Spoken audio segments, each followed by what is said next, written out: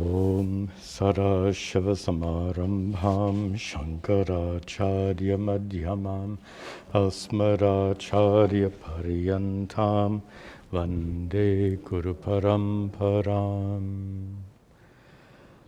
Om. Good. Be seated, please. Parameshwara. Om.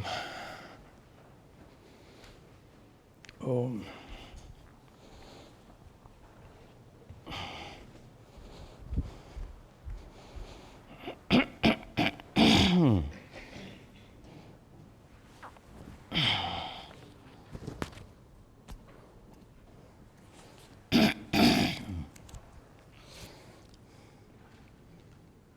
Good. Sorry. Om Sahana Vavatu Sahano Bhunaktu Sahaviryan Karavavahai Tejasvinavadhitamastu ma vidvisha vahai. Om Shanti Shanti Shanti. Om. Good. Nice to see you all this morning. Welcome back for our continued study of Bhagavad Gita. Welcome also to all of our students watching online, wherever you may be. We'll continue today our study of chapter 11, Vishwarupa Darshana, the very dramatic chapter. We introduced it nicely in a prior class. We'll begin today with some recitation, starting with verse 14. And as always, read as I'm chanting, read the translation, and then repeat after me. This begins with Sanjaya's final statement here. Tata savismaya vishto, tata savismaya vishto, Krishtaro madhananjaya, Krishtaro madhananjaya, pranamya shirasa devam, pranamya shirasa devam, kritanjalirabhashata, kritanjalirabhashata, Arjuna Vacha. And here we have the longer meter. It takes up much of the chapter. Pashyami devans tava deva dehe. Pashyami dehans tava deva dehe. Sarvans tata bhuta vishesha sanghan. Sarvan tata bhuta vishesha sanghan. Brahmanamishtam kamalasanastam. Brahmanamisham kamalasanastam. Rishinscha sarvan uraganscha divyan. Rishinscha sarvan uraganscha divyan. Aneka bahudara vaktra netram. Aneka bahudara vaktra netram. Pashyami tvam sarvato nantarupam. Pashyami tvam. I mispronounced. Pashyami tvam sarvato nantarupam. Pashyami tvam sarvato nantarupam. Nantam na madhyam na punastavadim. Nantam na madhyam na punastadavin. Pashyami Vishweshwara Vishwarupa. Pashyami Vishweshwara Vishwarupa. Kiritinam garinam chakrinam cha. Kiritinam garinam chakrinam cha. Tejo rashim sarvato diptimantam. Tejo rashim sarvato diptimantam. Pashyami tvam durniriksham samantad. Pashyami tvam durniriksham samantad. Deepdanalarkadyutim aprameyam. Deepdanalarkadyutim aprameyam. Tvamaksharam paramam veditavyam. Tvamaksharam paramam veditavyam. Tvamasya vishwasya param nidhanam. Tvamasya vishwasya param nidhanam. Tvamavyaya shashvata dharma gopta. Tvamavyaya shashvata dharma gopta. Sanatanastvam purusho mato me. Sanatanastvam purushottamo. Anadimadhyantamanantaviryam. Anadimadhyantamanantaviryam. Anantabahum shashisuryanetram. Anantabahum shashisuryanetram. Pashyamit tvam deeptahutashavaktam. Pashyamit tvam deeptahutashavaktam. Swatejasa vishwamidam tapantam. Swatejasa vishwamidam tapantam. Pretty dramatic. We'll be seeing all of that today. Okay, we left off on verse 14. Before I pick up the thread, we had some very nice questions about what is the purpose and meaning and message of this chapter 11. And I'll just read, the question has several parts, so there's some difficulty. What is the significance, understanding the significance of this chapter? Is Sri Krishna a conjurer, making all sorts of images appear for Arjuna, Sanjaya, and select gods? Conjure is perhaps not the right word. He's displaying his Vishwarupa, his cosmic form. Is this still a private reality and not a public one? Private reality is what you yourself see. Public is what everyone can see. And the fact is that everyone else on the battlefield could not see. They just saw Sri Krishna and Arjuna in the chariot. They were clueless, to use our modern word, about what was actually transpiring here in chapter 11. So it was specially shown to Arjuna. Sanjaya also had that divya drishti. Other gods in heaven could perhaps see it. Is Krishna trying to convince a skeptical Arjuna with his divine nature? I don't think Arjuna is skeptical at this point. Remember chapter 10. In chapter 10, Sri Krishna said, I am the greatest of the great, and whatever you think I am, I'm more than that. There's no way of describing my greatness. And Arjuna got it. He said, I understand. And then chapter 11 is, all of this is prompted by Arjuna's question. He wants to know more. Arjuna is not skeptical. Arjuna wants to see this display of the divine nature.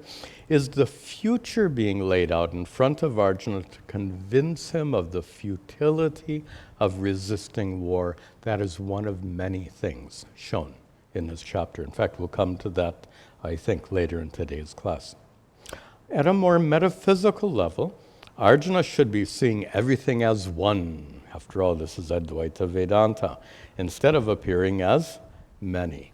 Well, chapter 11 isn't teaching non-duality. Bhagavad Gita, as you know, has many different subject matters. And when you're studying Karma Yoga, you're not studying Bhakti. When you're studying Bhakti, you're not studying Sankhya. When you're studying Sankhya, you're not studying Dhyana, meditation, many subject matters. So, amongst the many subject matters, including the subject matters on non-duality, which we saw very powerfully starting in the second chapter itself, amongst all of these teachings, we see this chapter on the Vishwarupa and further questions about that.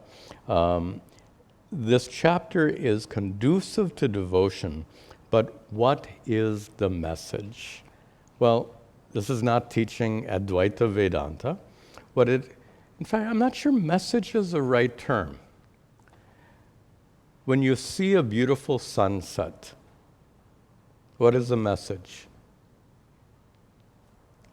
When you see the tall Himalayas, what is the message? When you see something so beautiful, it's not a matter of message, it's a matter of appreciating the beauty. Here, I wouldn't say there's a message, but what these verses do convey is a sense of awe, the awesome nature of Sri Krishna's Vishwarupa. That sense of awe is inspiring. It's meant to elevate our minds and hearts to appreciate something that is so vast, so incredible. And with that appreciation, then, our bhakti, our devotion, gets strengthened. So the purpose, we could say, is to strengthen, not message, the purpose is to strengthen our bhakti through inspiring awe in Ishvara's greatness. Okay, so with that in mind, we can proceed with our chapter. Sanjaya, and we saw in the last class, Sanjaya has already described in brief this Vishwarupa. He describes it to King Dhritarashtra in the palace at some distance. So now, following Sanjaya's description, now we see Arjuna's description. So Sanjaya concludes with this verse and then introduces Arjuna, whose description then follows. And his description is just, well, we'll see. Let's finish Sanjaya's comments, Sanjaya's description of the Vishwarupa to King Dhritarashtra. Sanjaya says, Tata savismaya vishto, Tata savismaya vishto, Khrishta Roma Dhananjaya, Khrishta Dhananjaya, Pranamya Shirasa Devam, Kritanjalira Bhashata, Kritanjalira Bhashata, Tataha, then, so then meaning Sanjaya has watched all of this happen on the battlefield. Notice I said watched, past tense. I mentioned in the last class, this is not taking place in the present moment. That is, Sanjaya is describing what he saw 5 days ago. So this discussion takes place. The discussion between Sanjaya and Dhritarashtra takes place on the 5th day of the battle. When you study the Mahabharata thoroughly, you come to understand that. That's our context. The fact that it's not taking place in real time, as we call it, doesn't detract at all from the power of the story, but just to be consistent with the context in the Mahabharata, we just note that this is taking place after the fact. So Sanjaya describes what he saw several days ago. And one of the things he saw then was after seeing Sri Krishna, remember earlier in a chapter, Arjuna said, if you think it possible, please reveal to me your Vishwarupa, your cosmic form. Then Sri Krishna said, okay, I will let you see, but in order to see, you need this divya drishti, this power of divine sight. And thereafter, Sri Krishna revealed his cosmic form. Sanjaya first then narrates it to the blind king Dhritarashtra. Now, Sanjaya continues to narrate Arjuna's response to Sri Krishna's Vishwarupa. That's what we see here. Tataha, thereafter, next, Saha Dhananjaya, in the second line, that one being Dhananjaya, a name for Arjuna. Arjuna, who was Vismaya Avishtaha. He was Avishta, full of Vismaya, amazement. Arjuna was just, our modern language, he was blown away by what he witnessed. Arjuna was Hrishta Roma. This is Kesha, this is Roma. Roma is the hair on your body. So Arjuna is Hrishta Roma. His hair stands on end. And Arjuna Shirasa Pranamya, bowing with his head. What did Arjuna do? Kritanjalihi, folding his hands. Abhashata, he spoke. He spoke to Devam. He spoke to the Lord. He spoke to Sri Krishna. What did Arjuna say?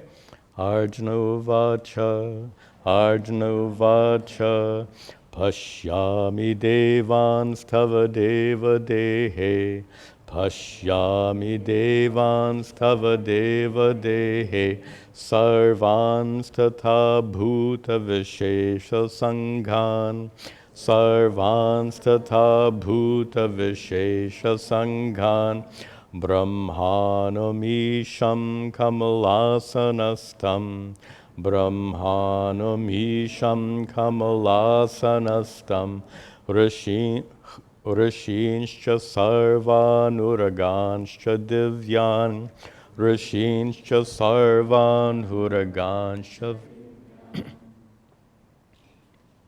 So, Arjuna begins. Notice the shift of meter right here. It's very dramatic and very intentional, very deliberate to convey Arjuna's sense of excitement, Arjuna's sense of awe and wonder. So he says, Deva, later in the first line, Deva, O God, Tava Dehe, in your body, Pashyami, I see, Devan, I see the gods. Sarvan, all the gods. What a way to begin. In your body, which means in the form which Arjuna is perceiving, Arjuna says, I see all the gods. Now, from a Vedantic standpoint, we understand Ishvara to be the underlying reality because of which everything exists. This is one way of conveying that. If you want to convey Ishvara as the underlying reality because of which everything exists, artistically or dramatically, how could you portray that in this way? I see, Sri Krishna, Arjuna says, I see in your form, I see all of the gods. I see all of the gods, tata, and also Bhuta Vishesha Sanghan. And I see groups of special beings, divine beings, different kinds of deities, Gandharvas, etc. He's going to describe. Further, he says, I see Brahmanam Isham. I see Isham, the Lord. Which aspect of God? Brahmanam, the Creator. I see Brahmaji, who is Kamala Asanastam, who is seated in a lotus, a reference to the famous Bhagavata Purana presentation of the Lord Vishnu on the snake bed at the bottom of the Milky Ocean. The lotus emerges from his navel. In that lotus, a lotus emerges and the lotus opens, and within that lotus is Lord Brahma, so a reference to that famous description. So he says Brahma, the creator, Rishincha, and also the rishis, Sarvan, all of the rishis, and also Uragancha, Divyan. Divya Uraga, divine serpents, like Vasuki. There are many references. As we saw before, many Puranic references in both chapter 10 and chapter 11. He continues. By the way, I think it's helpful if I go a little bit more quickly through these verses to kind of keep the momentum and keep the drama. So I'll do my best. Aneka bahu daravaktra netram aneka bahudara vaktra netam pashyami tvam sarvato nantarupam pashyami tvam sarvato nantarupam nantam na madhyam na punastavadim nantam na madhyam na punastavadim pashyami vishveshvara vishvarupa pashyami vishveshvara vishvarupa. In the second line, Arjuna says, pashyami tvam. Not tvam is you, but tvam is to you, of you. Pashyami tvam. I see you. How do I see you? In the first line, I see you having aneka, many, aneka bahu, many arms, aneka udara, many bellies, and aneka vaktra, many mouths, and aneka netra, many eyes. What is that? You can't, I mean, we see, you've seen no doubt many artistic depictions, but these are just the artist's concept. It's typical for artists to represent many heads all in a row. Why all in a row? No, there's no reason for that. It's just a particular artist's conception. Many heads in a row. Why not heads all over? Heads up here, down here. In fact, Sri Krishna is going to say here and in several other places that the form is not just in front of Arjuna. His revealed form is everywhere. We'll see that. So in other words, the artistic depiction of this row of heads need not be taken too literally, but rather it is more suggestive, countless eyes and mouths. Also, and this here it is, sarvataha anantarupam. Arjuna says, I see your anantarupam, limitless form, which means not a finite number of heads, not a finite number of mouths and eyes, an infinite number of heads, mouths, and eyes, sarvataha, everywhere. I made mention in a prior class. When Arjuna looks in front, he sees Vishvarupa. He looks over his left shoulder, Vishvarupa. Looks over his right shoulder, Vishvarupa. He looks behind him, Vishvarupa. He looks up in the sky, Vishvarupa. He looks down at the ground, Vishvarupa. This is what Arjuna is saying. There's no way to visually depict that, which is why the artists resort to showing a lot of arms and eyes and heads, etc. But this is kind of more, you can't, this is the best description. If you could just imagine your field of view, wherever you look, your entire field of view is filled with this multiplicity of aspects of Ishvara's forms, as Vishvarupa. Arjuna says, na antam, there is no end, na madhyam, no middle, punaha tava adim, nor tava for you, nor is there any beginning. I see no beginning, middle, or end. Means you can't see like the feet and the belly and the head. No.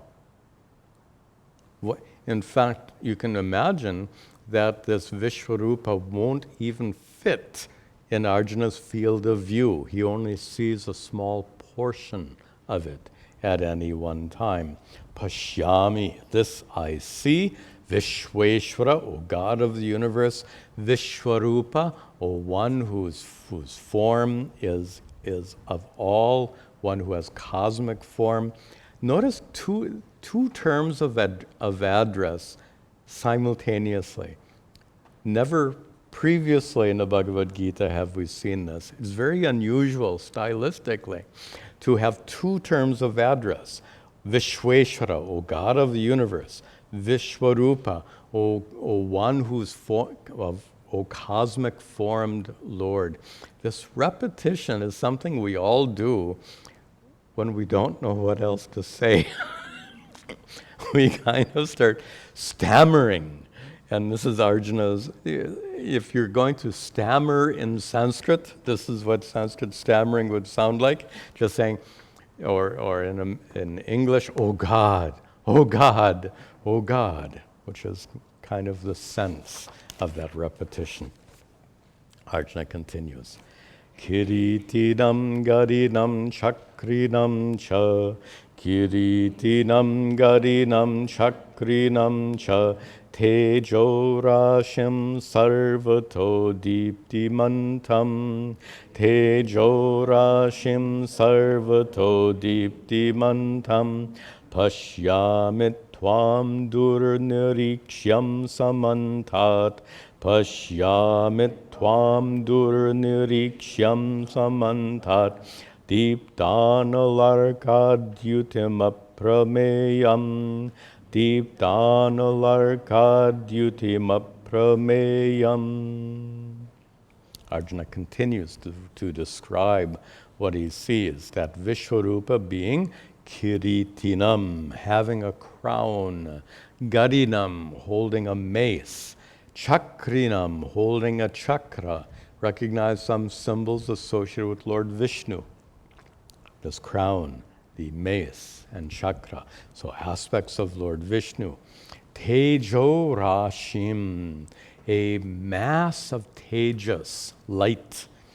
Light which is Deeptimantam, which is shining.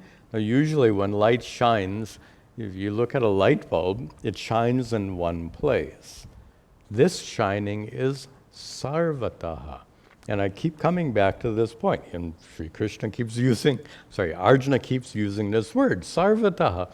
It means everywhere. So again, it's not just in one place. This is a limitation of art. You see Arjuna standing here, and Sri Krishna standing here, revealing his cosmic form. But that's not what's described here. Arjuna sees this light wherever he looks. This blazing light shining wherever he looks. And this light is so bright that in the third line, Arjuna says, Dur nirikshyam. It's difficult to look at samantat directly, like the sun. You can't just stare at the sun. It hurts your eyes. This brilliance that Arjuna sees is so bright, it hurts his eyes wherever he looks. He sees such brightness that it hurts his eyes. This light, which is Deepdanala, like blazing fire. The light is Arka Dyutim. It's like the light of the sun. It is light that is aprameyam, immeasurable. Very powerful word he uses. This immeasurable light, this immense light, this blinding light that Arjuna sees wherever he looks. Tvamaksharam paramam veditavyam, Tvamaksharam paramam veditavyam, Tvamasya vishwasya param nidhanam, Tvamasya vishwasya param nidhanam, Tvamavyaya shashvata dharma gopta, Tvamavyaya shashvata dharma gopta, Sanatanastvam purusho mato me, Sanatanastvam purusho mato me. Here, Arjuna reveals the fact that he really understands what's going on. It's not merely that he is overwhelmed by this appearance, but he understands the significance of this appearance. This is Ishvara's Vishwarupa, God's cosmic form. So Arjuna says, Tvam, you, O Lord, you are Aksharam, the immutable, paramam, supreme reality, which is veditavyam, which is to be known through all the scriptures. That which is revealed by all the scriptures is you. Tvam, you, asya vishwasya, for this entire universe, you are param nidhanam. You are the ultimate abode, the supreme refuge. Tvam avyayaha. You are unchanging, eternal. You are shashvata dharma gopta. You are the gopta, the protector of shashvata dharma, of the eternal dharma, which is a reference actually to the Vedic religion, the religions evolving from the Vedas. You are the protector of this eternal religious tradition. Sanatanaha tvam. Tvam, you are sanatanaha purushaha. You are the eternal purusha being. You are the eternal being, the one from whom everything comes forth, in philosophical terms, uncaused cause. That's the sense. Sanatanaha Purushaha, literally eternal being, but philosophically the uncaused cause. You are the uncaused cause. Mataha me. This is what I understand. Arjuna says, me mataha, in my view, you are the eternal, uncaused cause. Anadimadhyantam ananta viryam. Anadimadhyantam ananta viryam. Ananta bahum shashi surya netram. Ananta bahum shashi surya netram. Pashyamit tvam deepta hutasha vaktram. Pashyamit tvam deepta hutasha vaktram. Swatejasa vishwamidam tapantam. Swatejasa vishwamidam tapantam. Arjuna continues to describe what he sees as being anadi, has no beginning, has no madhya, has no middle, has no antam, end, as he said before. Ananta viryam, the one whose virya, strength, power, majesty is ananta, limitless. So formless, limitless, ananta. Formless is not the right word to use here, because rather all forms. Instead of formless, just a quick comment here. Many people ask the question, does Ishvara have sakara, nirakara? Does Ishvara have form or no form? Depends on your perspective. And this is back to our Vedanta 101. Clay is formless, but it's also pot. From the standpoint of clay, there's no form. From the standpoint of pot, there is form. From the standpoint of reality, Ishvara is formless. From the standpoint of what we perceive, Ishvara includes all forms. So not just one form. This is where we get into a mistake. So here, the pot is one limited form. But we're not talking about a pot, we're talking about the uncaused cause.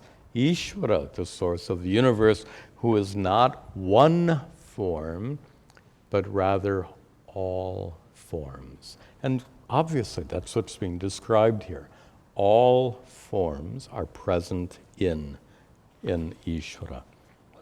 And Arjuna describes what does it mean, all forms? It means ananta bahum, countless arms. So sometimes you see Sri Krishna with 2 arms, you see Lord Vishnu with 4, you see Goddess Kali with 10. So how many arms? Ananta.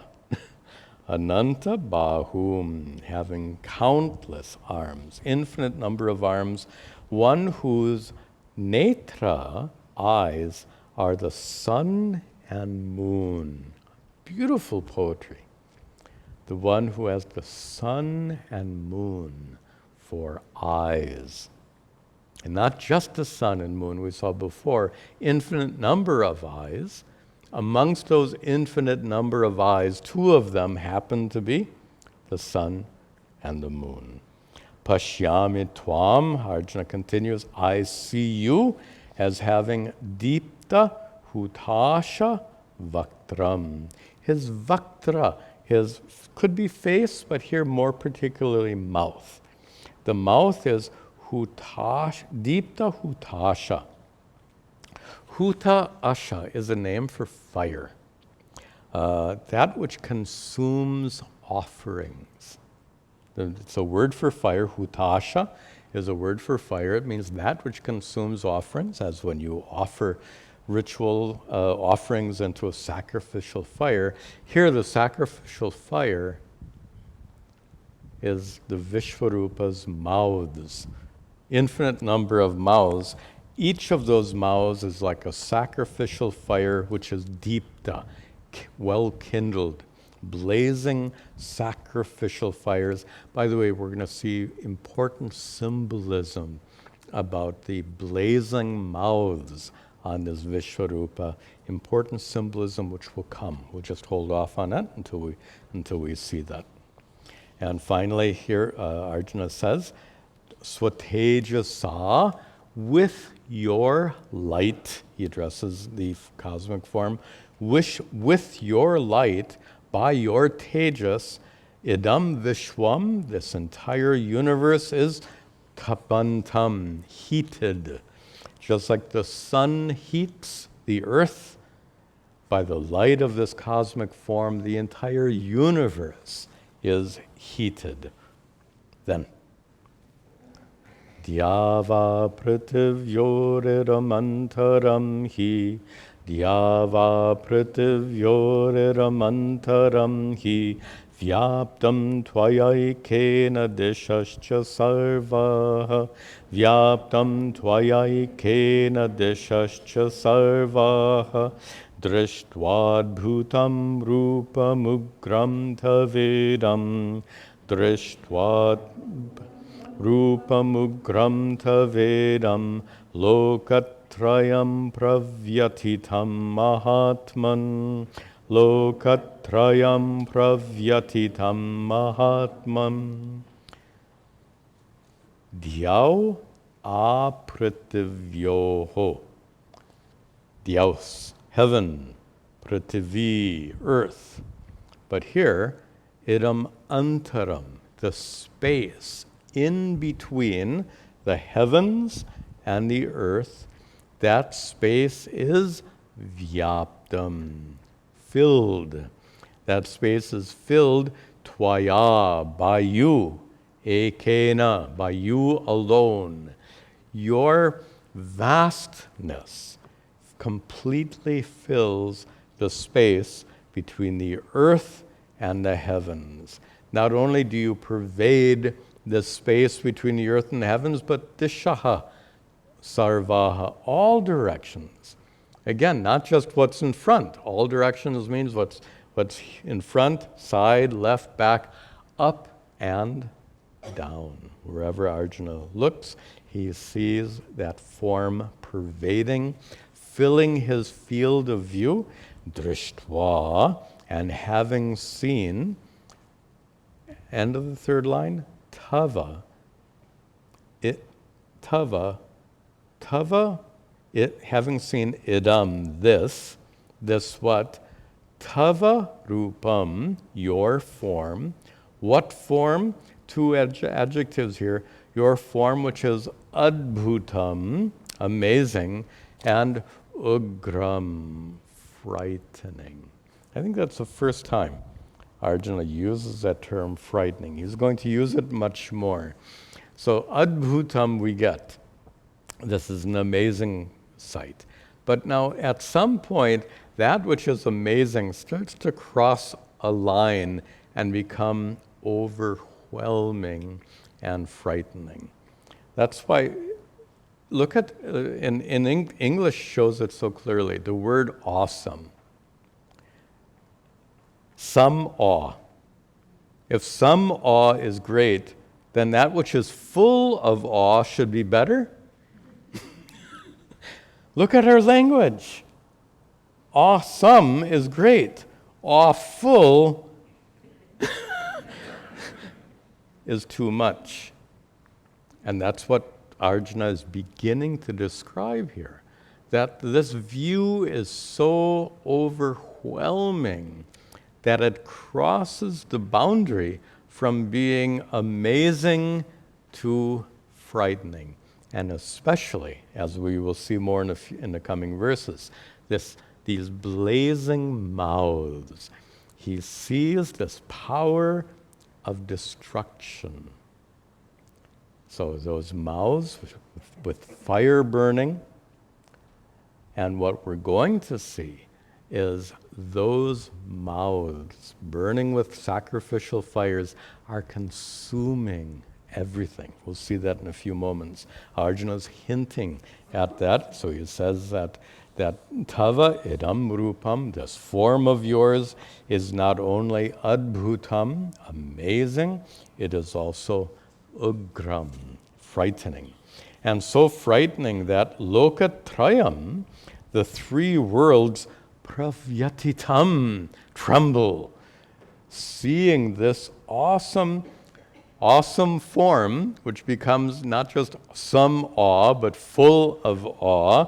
This makes the three worlds tremble. Mahatman, O great soul, O great Lord, everyone, the three worlds are trembling from the sight of your awesome nature. Now that symbolism begins here.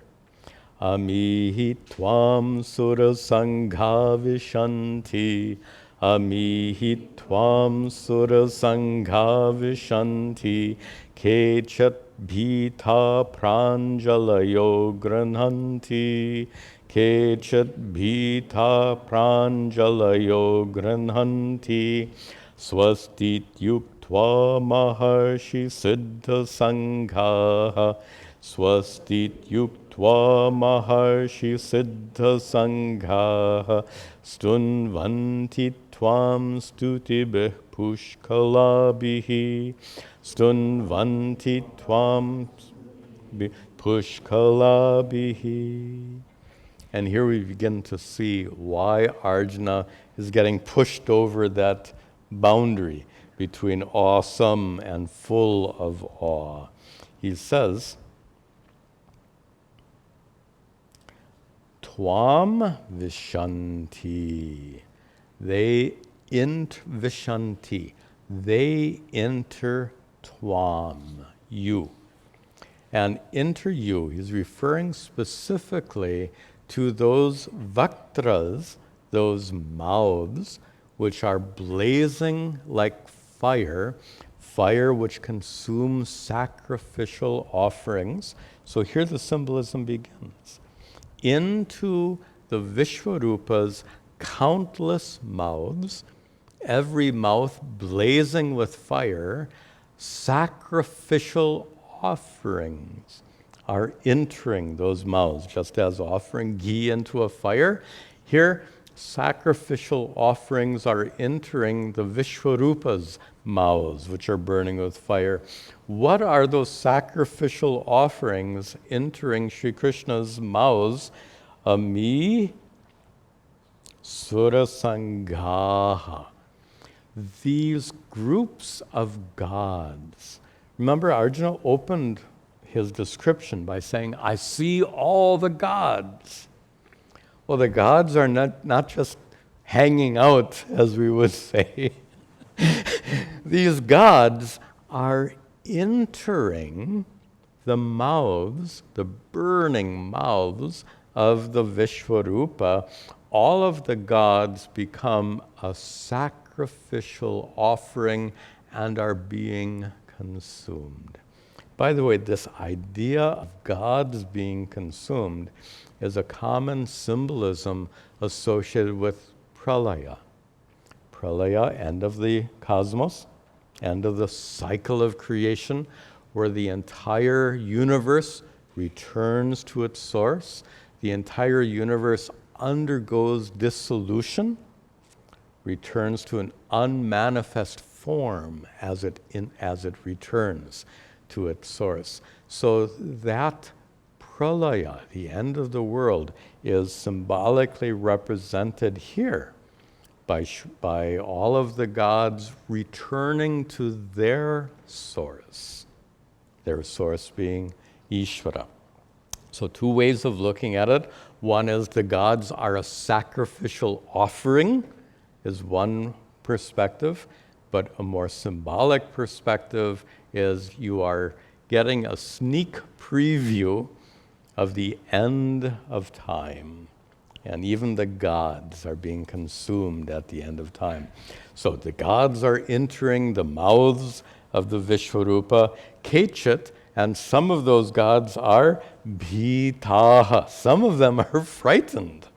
And pranjalayaha, and they have their hands folded, grinhanti, and they're crying out. What are they crying out? Swasti, blessings, bless us. Swasti iti uktva, and having said blessings, may blessings be upon us.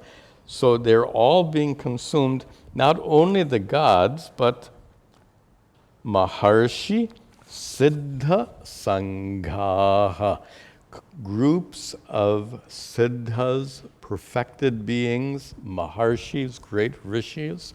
So all of these great gods, great rishis, great divine beings are all entering these blazing mouths, being either a sacrificial offering or being withdrawn at the end of time.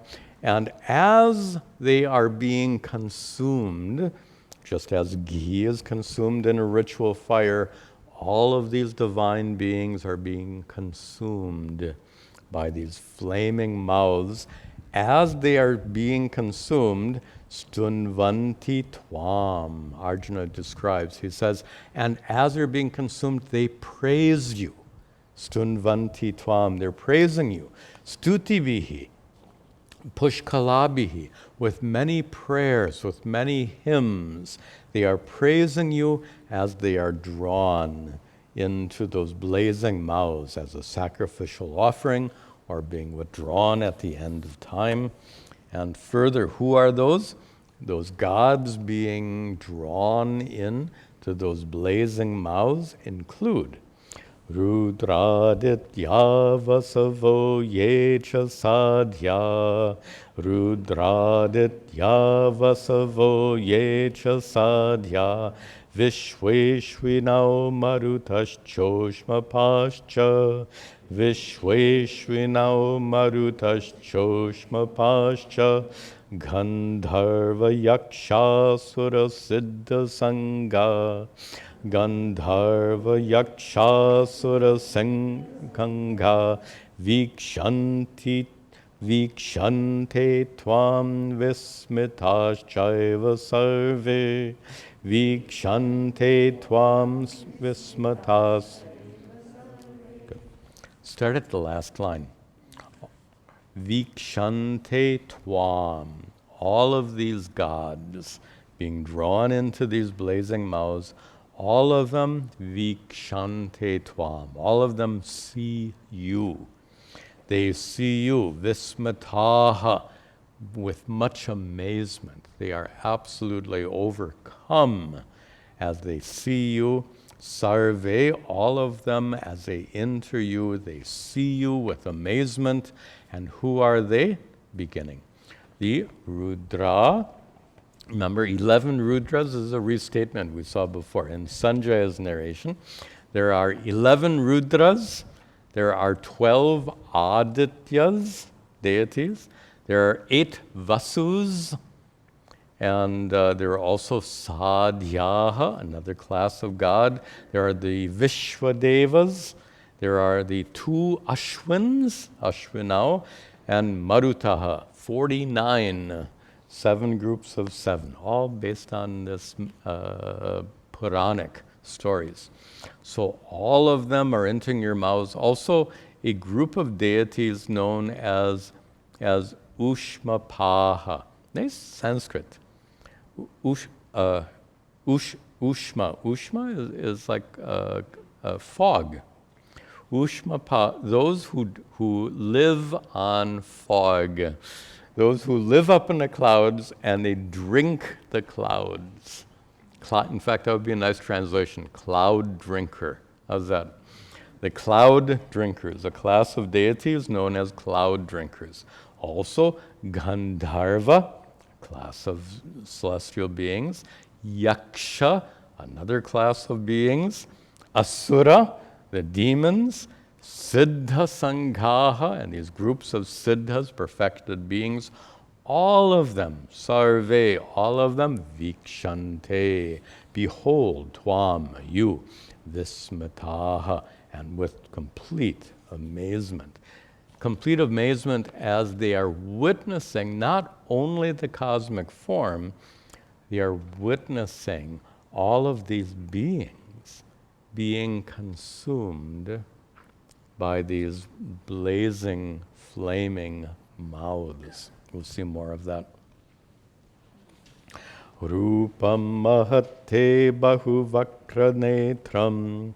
Rupam mahate bahuvakra netram.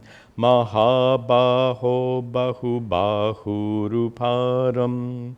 Mahabaho bahubahu ruparam. Bahudaram bahudanshrakaralam.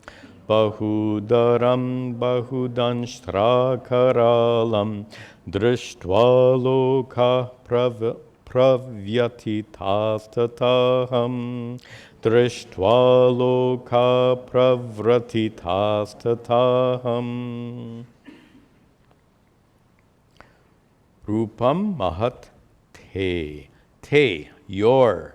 Mahat rupam, your vast form.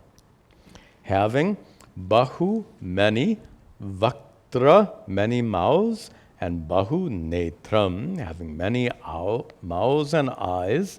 Mahabaho, O great one, O great armed Lord, you have many, bahu, many, bahu, arms, uru, thighs, and padam, feet.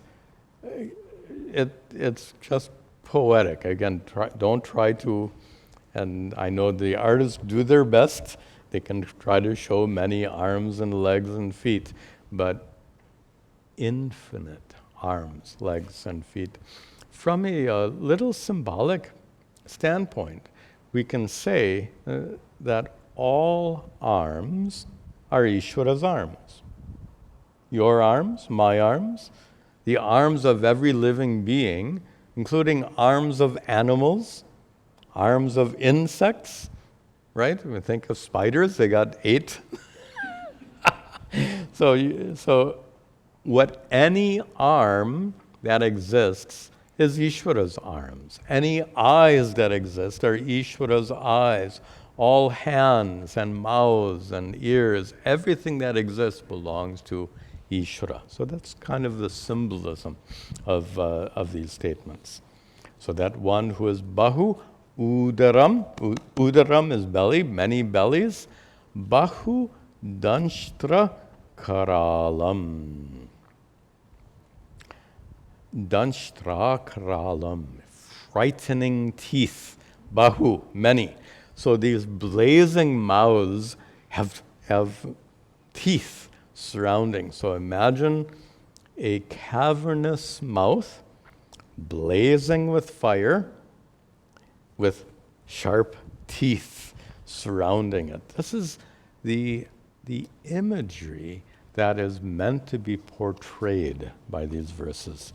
Drishtva, and seeing this, and seeing not only those huge gaping mouths with blazing fires and terrible teeth, and then seeing all of these gods and beings being drawn into and destroyed as they enter these mouths either as sacrificial offerings or at the time of pralaya, they're being destroyed.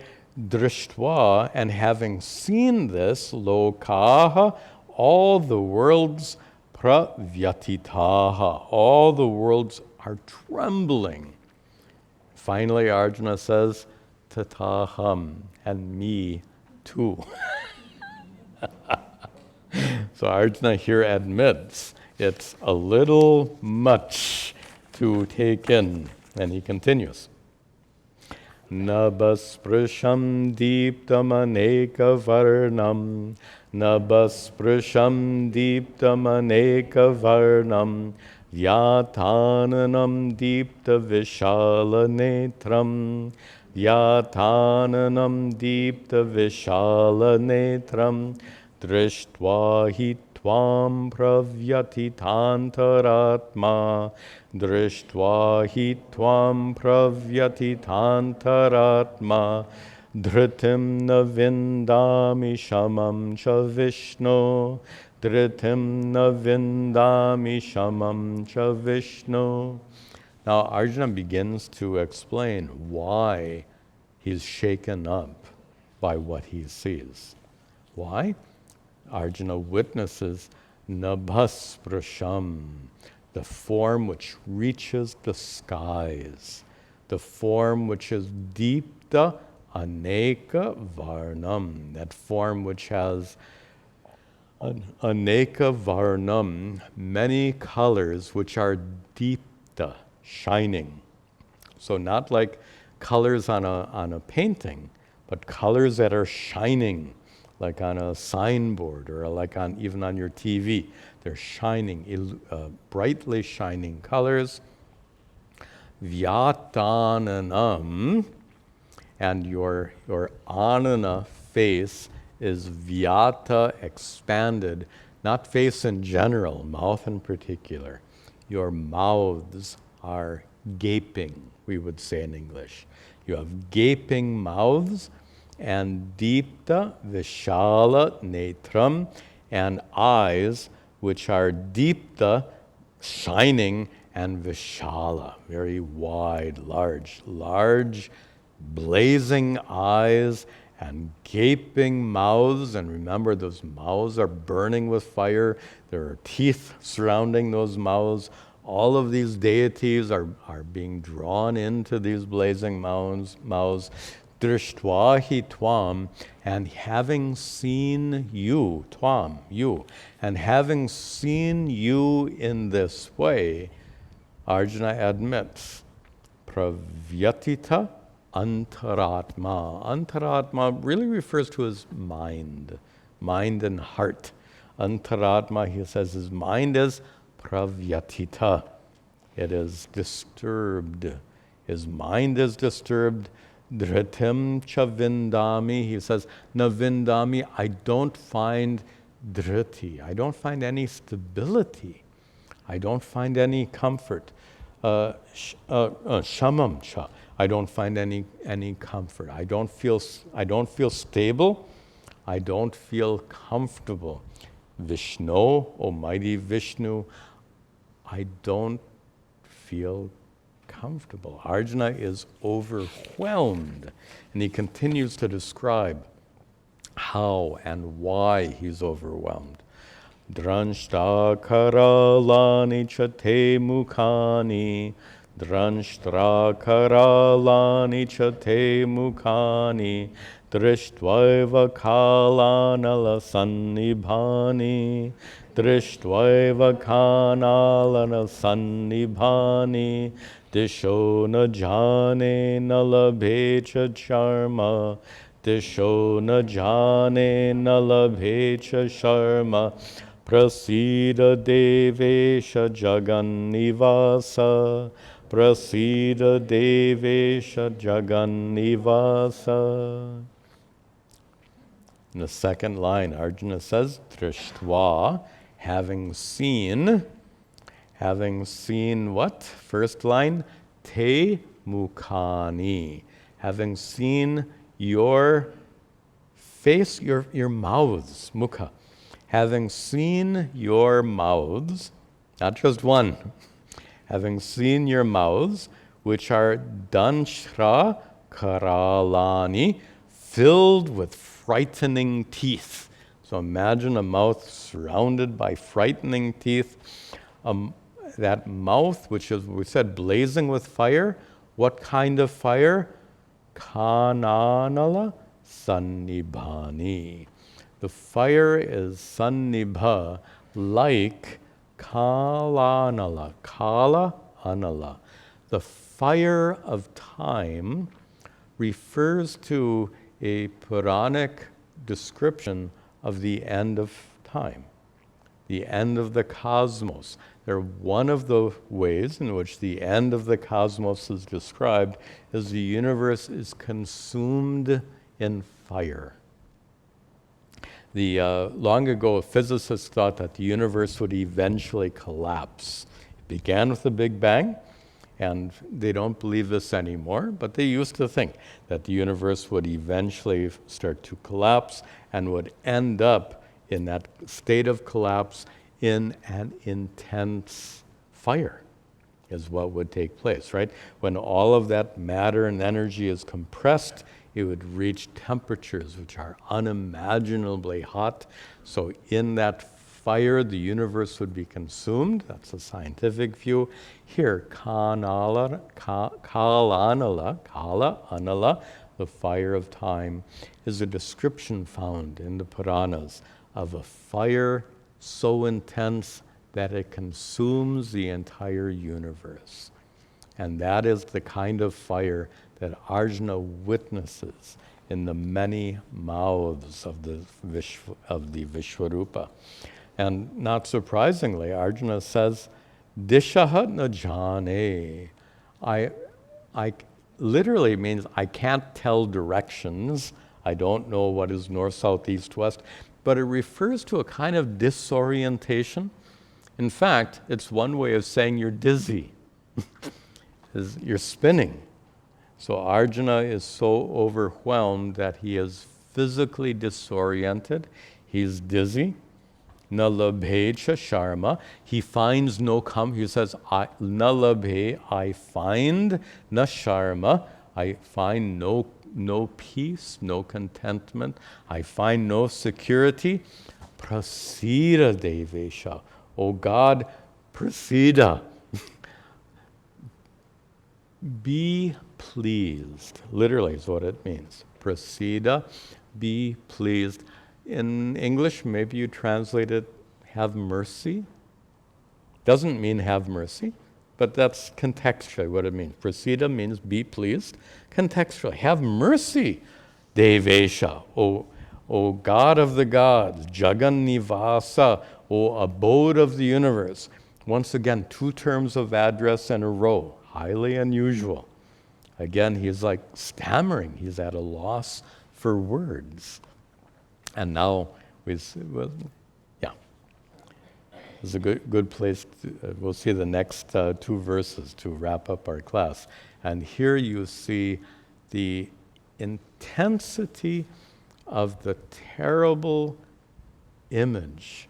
And terrible, it is terrible. You see why it's terrible. He says, Ami chatvam dhritarashtrasya putraha Ami chatvam dhritarashtrasya putraha sarve sahaivava nipala sanghaihi sarve savaivava nipala sanghaihi Bhishmo drona sutta putrastatasau Bhishmo drona sutta putrastatasau Sahasmadirairapi yodha mukhyaihi Sahasmadirairapi yodha mukhyaihi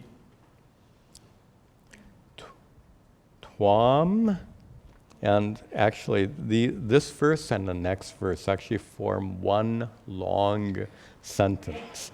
And in order to make the long sentence make sense, you have to pick up the verb from the beginning of the next sentence. The verb is vishanti. They enter.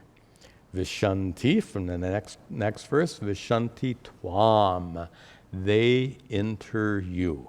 In particular, these blazing mouths. Who enters you? Ami, these. These who? Putraha, these sons. Dhritarashtrasya, these 100 sons of Dhritarashtra are being drawn into your mind. Sarve, all of them. Saha, along with, Saha Eva, breaking the words apart, along with Avani, Pala, Sangaihi, along with groups of Avani Pala, another word for king. Avani means earth. Avani Pala, protector of earth, king. So the sons of Dhritarashtra are being drawn into the blazing mouths, being devoured by those blazing mouths, along with all the kings. What Arjuna is seeing is a sneak preview of the battle. He is seeing that the sons of Dhritarashtra and all of the kings gathered on the battlefield to fight, all of them are doomed to die. And Arjuna is getting the sneak preview of their impending deaths on the battlefield. He's witnessing the death of the sons of Dhritarashtra, of all of these great kings, as they are drawn into and consumed by the blazing mouths of the Lord. Now, and along with all those kings and the sons of Dhritarashtra, also Bhishma, who will die on the battlefield. Also Drona, who will die on the battlefield. Also Sutta Putra, Karna, who will die on the battlefield. Tata, all of these great warriors are going to die on the battlefield. Arjuna is witnessing them in advance, being drawn inexorably into these blazing mouths. And not only the Kauravas are being drawn in, Arjuna says, Saha, and along with them, Yodhu Mukyaihi, the primary warriors, the great warriors who are Asmadiyaihi, our own. Asmadiya, our own. Asmadiyaihi, Yodha Mukyaihi, also our own great warriors. Arjuna is watching not only the Kauravas reaching their end on the battlefield, he is watching also his own beloved family members being consumed by those blazing mouths. And just this verse always brings a smile to my face. We'll end with this verse, and I'll describe why it brings the reason why it brings a smile is it is so vivid, it is so graphic. And look at the verse. Vaktrani te tvaramana vishanti. Vaktrani te tvaramana vishanti. Danshtra karalani bhayanakani. Dranshtra karalani bhayanakani. Kechad vilagna dashanantareshu. Kechad vilagna dashanantareshu. Sandrishyante churnitarutamangaihi. Sandrishyante churnitarutamangaihi. Te, all of them. All of whom? The sons of Dhritarashtra, all of the great Kaurava leaders, and all of the great Pandava warriors. Te, all of them, vishanti, there's our verb that we needed in the prior verse, all of them enter, te vakt, actually, that te could also be your, could be both. So take it as your. Te vaktrani, they enter your mouths. Tvaramanaha, quickly. They're not loitering around. They are being drawn forcibly into these blazing mouths, being drawn to their deaths.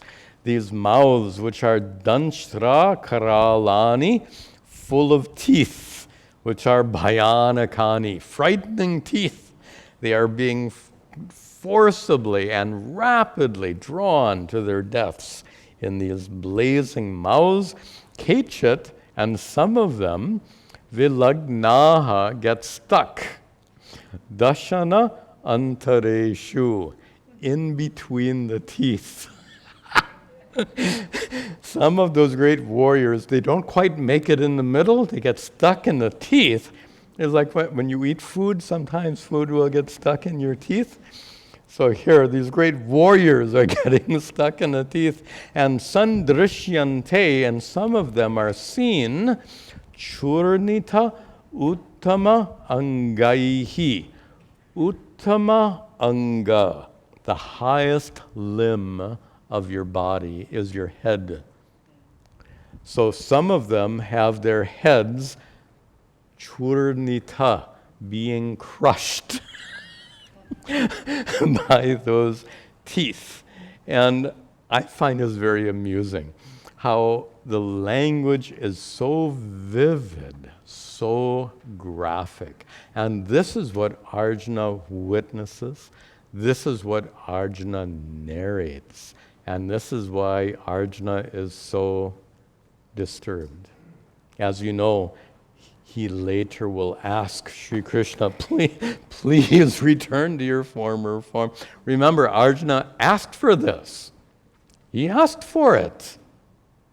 He said, if you think it possible, please show me your cosmic form.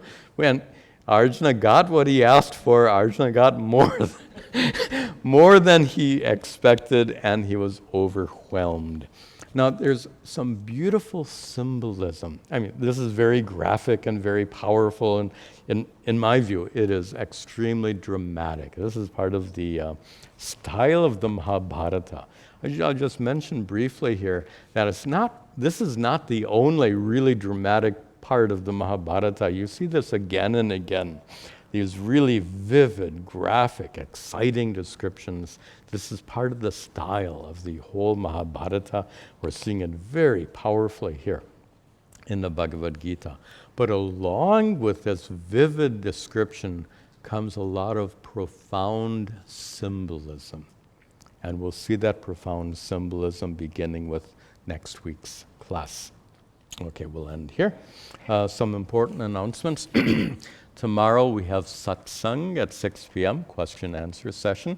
Please join us. If the weather's nice, we'll sit outside in the garden. Otherwise, we'll come inside.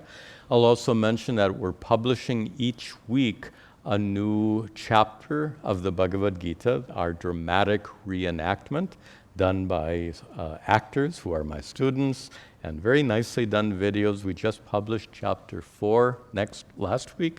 This coming Wednesday, we'll publish chapter 5. You can watch those videos on our website, on my YouTube channel.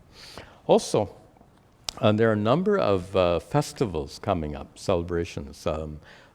Krishna Janmashtami comes in a few weeks, then Ganesha Chaturthi, then Navaratri and Deepavali. All of these celebrations are coming. And we would like to celebrate, but we're having a problem. So last month, we had our celebration of Guru Purnima. That was our first celebration in 2 years. So after the pandemic, we've ceased having all these celebrations, but now it's time to gradually reintroduce the things that we've cut out. But we discovered when we had our Guru Purnima celebration, we discovered that we used to have a large group of well-trained volunteers who would coordinate everything for these celebrations. And post-pandemic, we now find that those volunteers have some of them have moved on, some of them aren't coming. So for whatever reason, that large group of volunteers is no longer present to coordinate all the activities for these festival celebrations. And in our Guru Purnima celebration, unfortunately, way too much responsibility fell on my assistant, Vasanti. And it's not fair for one person to be burdened with so much responsibility. Also, we're going to have so many celebrations, we certainly can't allow that to continue. So what we're going to do is to form a celebrations committee, and we would invite you to be part of the committee. Committee members will then take care of setting up the altar for anything we're doing, setting up the hall, closing up the hall if we have any prasad that we're giving out. Later, we will probably resume serving meals. Maybe not initially, but eventually, after the pandemic is sufficiently gone, we'll resume to serving food on these celebration days. It would be nice to do all of that. And of course, to be able to do any of that, we're going to need a lot of help from volunteers. So I request, please be a part of this celebrations committee. And the way to do so is to contact Vasanti. Her email, vasanti@arshabodha.org. By the way, she spells her name Vasanthi. It's spelled differently by different groups. So vasanti@arshabodha.org. You can also find it on our website. You can find that contact information. So please volunteer to be a part of the celebrations committee. She'll organize it, have some meetings, and then you can go ahead and we can plan for these celebrations. That will be very nice. Okay, we'll conclude with our brief prayers at the altar.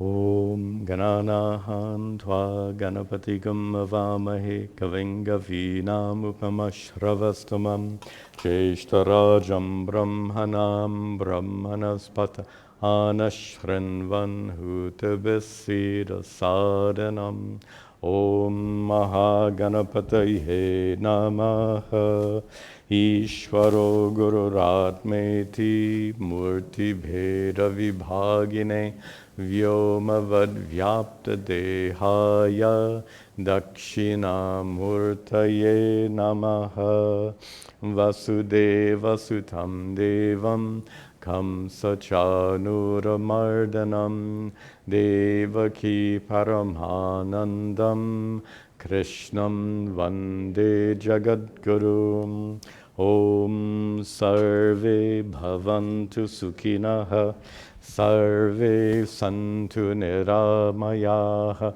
Sarve Bhadrani Pashyantu Ma Kaschad Dukkha Bhag Bhavet Asato Ma Sadgamaya Tamaso Ma Jyotirgamaya Mrityorma Amritangamaya Om Shanti Shanti Shanti Om Tat Sat.